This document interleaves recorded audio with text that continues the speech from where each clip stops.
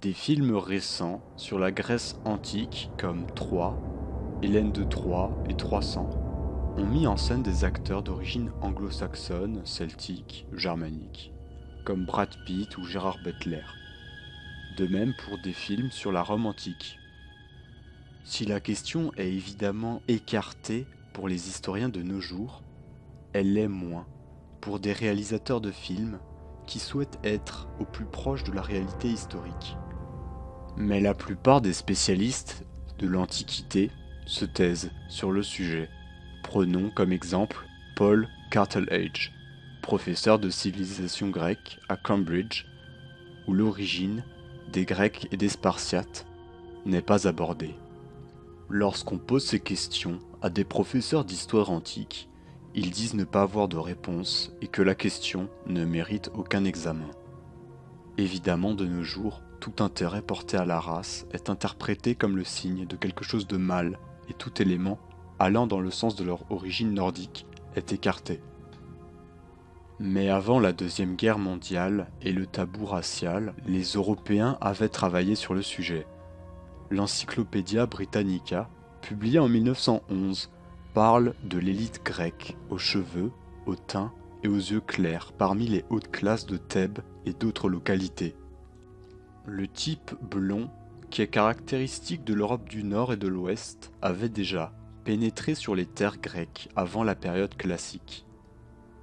L'encyclopédie ajoute également que les premiers Grecs, ou Hellènes, étaient des Nordiques faisant partie des tribus à cheveux clairs d'Europe du Nord, que les anciens appelaient les Keltoi. En 1946, le philosophe et socialiste britannique Bertrand Russell affirmait que les Hellènes étaient des envahisseurs aux cheveux clairs venus du Nord qui ont amené dans leur bagage la langue grecque.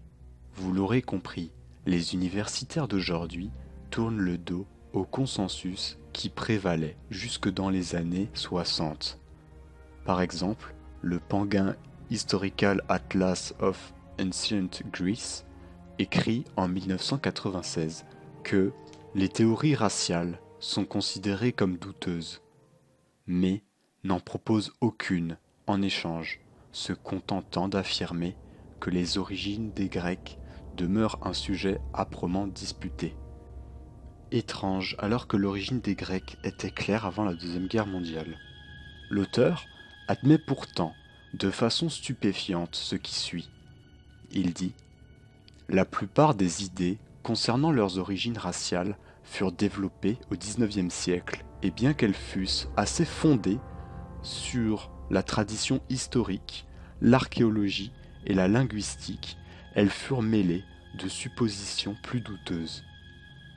Évidemment, il avoue devant vous que la méthodologie et les conclusions sont les bonnes, mais qu'elles risquent tout simplement de donner du crédit à certaines idéologies. L'Encyclopédie britannique de 1911 parle de Thébains blonds. Thèbes était la ville principale de Béotie, une riche région agricole de la Grèce centrale. Un fragment d'un voyageur datant de 150 avant notre ère décrivait les Thébaines comme les femmes les plus grandes, les plus jolies et les plus gracieuses de toute l'Hellade. Leurs cheveux jaunes sont attachés par un nœud au-dessus de leur tête.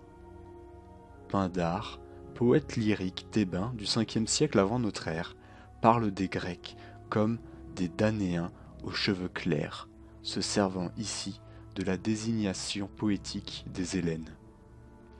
De la même façon, Alcman, un poète lacédémonien du 7e siècle avant notre ère, avait chanté dans les Parthénées ou Chants de jeunes filles la beauté des sportives spartiates à la chevelure d'or et au regard de violette. Il a aussi évoqué les yeux argentés des lacédémoniennes, ce qui signifie gris clair. De son côté, le poète grec Archilogue du 7e siècle avant notre ère chante les cheveux jaunes de l'une de ses bien-aimées, tandis que la poétesse Sappho du 7e siècle, elle aussi, parle de sa fille jolie, dorée comme une fleur.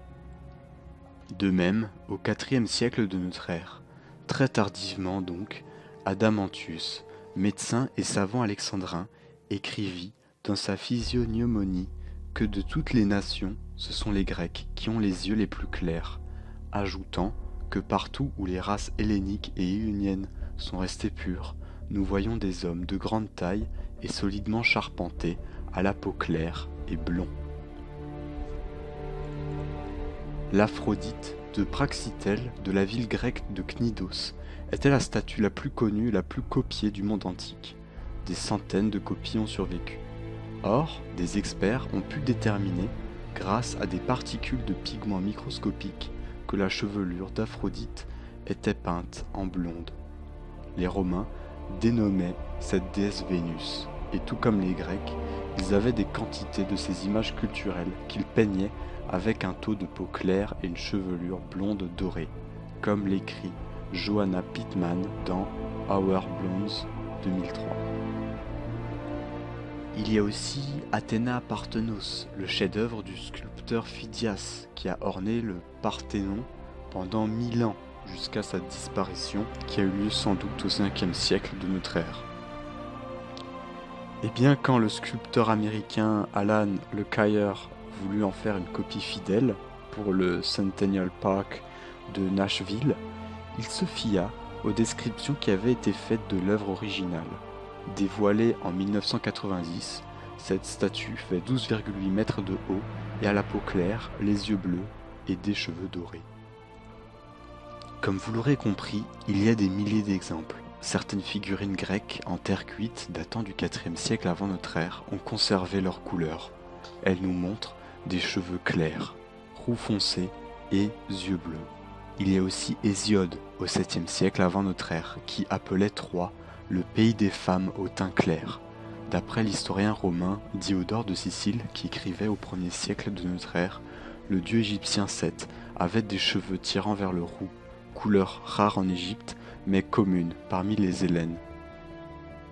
Plutarque, écrivant à la fin du 1er siècle de notre ère, nous dit que le général thébain Pélopidas, mort en 304 avant notre ère, pendant une campagne militaire en Grèce centrale, avait rêvé qu'un spectre lui avait demandé de sacrifier une vierge rousse s'il voulait remporter la victoire le lendemain. Si les blonds paraissaient aux Grecs d'essence supérieure, c'est que l'aristocratie était généralement blonde et que ce peuple, artiste, crut reconnaître dans le teint rosé, dans l'azur des yeux et l'or des cheveux, une plus grande délicatesse de coloris, quelque chose de plus floral, en quelque sorte, que dans l'uniformité relative des cheveux noirs, des yeux noirs et des teints bruns. L'élite grecque est donc sans aucun doute liée au peuple scandinave, galate ou germanique. Le type arien, spécifique de l'élite grecque, ne peut venir d'une autre terre que celle du nord de l'Europe. Cependant, après un temps merveilleux, correspondant à l'apogée des cités grecques et ariennes, les jours se mirent à s'assombrir. En fait, l'effectif des cités nordiques se réduisirent et fondirent au cours des années à cause de plusieurs facteurs, les guerres, l'impérialisme et le métissage. En fait, l'on assiste à la disparition progressive des blonds et des châtains aux yeux clairs. Si l'élite dirigeante tiendra plus longtemps, ce long processus concernera tous les milieux à partir du IVe siècle avant notre ère. C'est là que la décadence commence. Les guerres médiques, c'est-à-dire l'extraordinaire rassemblement des Grecs hyperboréens contre les Perses et les autres envahisseurs venus d'Asie, contribuèrent à la destruction de nombreuses cités, bien que ces ralliements contre l'envahisseur n'ont pas été très destructeurs du point de vue humain. Les guerres intestines et prolongées furent dévastatrices pour les cités hyperboréennes, les Grecs nordiques.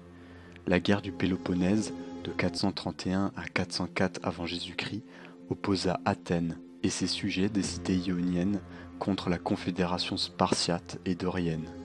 Puis, il y a eu 35 années de guerre intermittente entre Sparte et Thèbes de 396 à 362 avant Jésus-Christ qui opposèrent les Nordiques aux Nordiques. Ces guerres affaiblirent ces républiques grecques au point qu'elles tombèrent sous le joug macédonien 20 ans plus tard en 338 avant Jésus-Christ, ce qui a mis fin à l'âge classique grec. Ajoutons à cela une période d'instabilité qui profitèrent aux Sémites, venus métisser et remplacer progressivement la population puis les élites, leur gène étant dominant.